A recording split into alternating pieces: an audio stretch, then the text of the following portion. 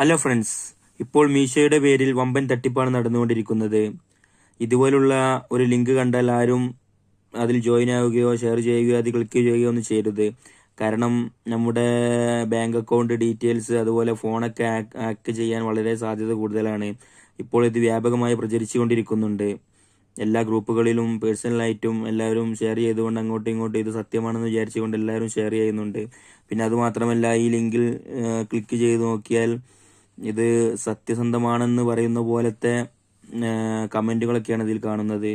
ഇതൊക്കെ ഈ കമന്റുകളൊക്കെ അവർ തന്നെ ഇടുന്നതാണ്. ഇതാ, ഇതിൽ ഞാൻ പങ്കെടുത്തു, വളരെ നന്ദി, ജയിച്ചു, സമ്മാനം ലഭിച്ചു, അങ്ങനെ തമാശയാണെന്ന് വിചാരിച്ചു. പക്ഷേ എനിക്ക് മുൻപത്തെ അതും മലയാളത്തിലെല്ലാം കമന്റ് കാണുമ്പോൾ എല്ലാവരും വിചാരിക്കും ഇത് സത്യമാണെന്ന്.